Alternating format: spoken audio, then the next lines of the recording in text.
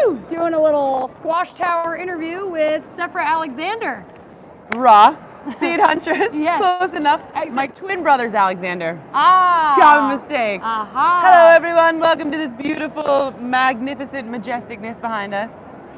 Sefra, will you tell us a little bit about who you are, what you're doing, what you're speaking on at the expo, and a little bit about what brings you here? Well, first of all, I'm honored to be next to the seed scavenger, because before we even met, we kind of have similar lines of work, I think. Yes, yeah, very similar. So here I'm talking about the wonderful allium, the Southport Globe Onion, which from where I'm from in Connecticut, used to be the most prolific allium in all the lands. Everyone planted it. 200,000 barrels were sent on these sailboats to the New York City markets each year. This amazing storage crop used to prevent scurvy in the Civil War, like famous onion. If you look in my town now, no onions, just a bunch of lawns. I mean, it's like definitely a lawns not food type environment in Connecticut. So I said, time to revive the Southport Globe Onion with the Southport Globe Onion Initiative. And who had the seed? The one, the only, the Baker Creek. So I got a bunch of seeds from Baker Creek, gave them out to everyone in my town. And 2 years later, we have harvested the first seed grown back home in Southport soils in 130 years. Wow, bringing it's all it back. For the seed. Not just seed hunting, seed reviving. Seed reviving. Repatriating. Total repatriating. Now I'm still hunting for the Southport yellow Globe Onion seed because you guys had the white and the red, but the yellow is still a great mystery. So if anyone knows where the Southport yellow Globe Onion is, let the yellow seed hunters at large. know. Seed Huntress wants to know. How can they contact you? At Puddy Rara, my nickname growing up, PUDDYRARA on Instagram, and seedhuntress.com.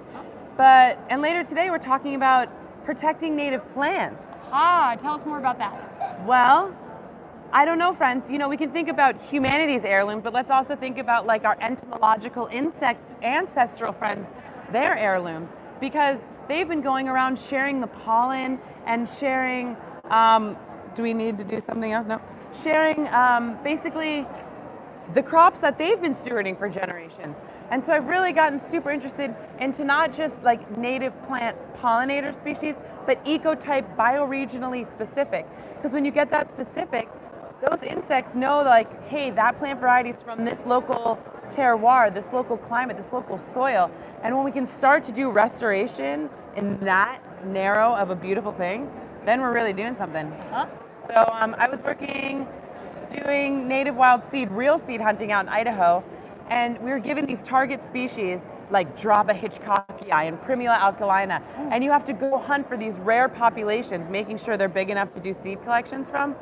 But you learn the personalities of these crops, like Draba hitchcockii. We're climbing up these huge rock boulders, and it's in like the greatest Idaho rattlesnake territory. Yeah. So you just like learn the vibe of these plants, and then Primula alkalina grows along the riverbanks and is a very gentle crop. So there's such goodness in preserving the local wild fauna that's where the hunt takes us, to preserve all biodiversity of the earth. I love that. You're not just thinking about humanity's heirlooms, you're thinking about ecologically, you're thinking about even the small spots. I love that. So can you tell us a little bit about the organization that you're involved with? Which one? The Crop Trust. Yes. Sure. So for those of you out there, well, maybe you've heard of Svalbard, the global seed vault, right? Everyone kind of hears about that doomsday vault. It's not really a doomsday vault. Yeah, and if you guys have any questions during any time, throw them at us, because we're here. Yeah, questions. But, so we have Svalbard, the global seed vault. So if anyone knows who Nikolai Vavilov is, right? The great Russian explorer, kind of pioneered the whole idea of seed banking. He went and did on botanical expeditions around the world and mapped out centers of origin of where crops first emerge. Where crops first emerge is where they express greatest amounts of diversity. And so now with our modern day seed banking system, which is basically a backup of all of these heirloom biodiversity genetics, mostly of field crops, but like Kew Gardens has all of our wild crops. Mm-hmm. So it's based on centers of origin. So, for example, wheat and maize are stored in Mexico, over 150,000 varieties. Pulses and grains in India, potatoes in Peru. You can start to see our world map of where these crops are preserved, because they're our greatest tools and palettes we have for breeding efforts in changing climates or civil unrest or natural natural or man-made disasters, right? And then a backup from those 12 main gene banks is held in Svalbard. So I'm a fellow this year for the Crop Trust, which is this wonderful small organization in Germany that oversees the standards and the operating procedures of our world seed banking system. And most people don't know why these seed banks are so important, right? So I was sent as an impact fellow to the South Pacific. And so I went to Fiji and I told the story of taro leaf blight. So it's on the trail of taro with Tolo Iosefa, who's this magnificent taro plant breeder in Samoa. So you have this prestige crop, which means it's part of their oral traditions, their myth, their lore, their food, their gift giving, everything. It's like just this integral part of their life. In 1993, the taro leaf blight blows onto their shores, and it blows onto their shores, and basically within 6 months, all the taro is wiped out. Because morphologically, or the way they look different, but genetically they had very narrow allelic diversity. So these great botanical explorers went back out into the different centers of origin, regathered that diversity to breed new blight-tolerant lines. Okay, I'm Sefra Alexandra, the seed huntress, by the way, and I'm telling the great story of taro and why seed banks are important. And basically, you're also this is speaking to an overall theme that diversity is so important to preserve, because that was a great risk of loss. Right. But you were able to, and people in Fiji were able to work together to pull from that genetic diversity to find a resistant strain. Is that correct? Yeah, 100% correct. So the thing that we have to realize, right, is we never know what pest or what blight or what climatic change we're dealing with. In this case, it was taro leaf blight. So we were able to regather natural plants that were expressing resistance to this blight. They're saved in the gene bank. Then they're virus indexed and ensured of their purity, so they can be distributed out to breeders in different countries that are under this international treaty, the ITP-GFRA. It's another story. But then after that breeding work is done, Tolo was able to resubmit his blight-resistant lines back to the gene bank.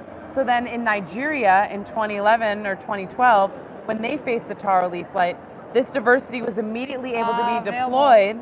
And so you're staving off famine and possible food security issues, right? And so when we preserve this diversity, then we're preserving the greatest tools of resilience we have in the face of these changing climates.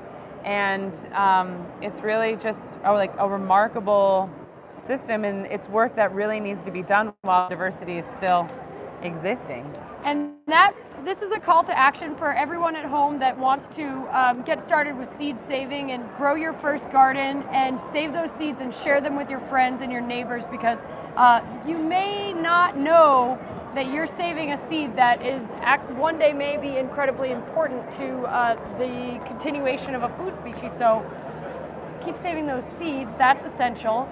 It's also important culturally. This is how we tie our communities together, sharing food, sharing seeds, sharing our gardening stories. So do you have any other specific stories that you want to share?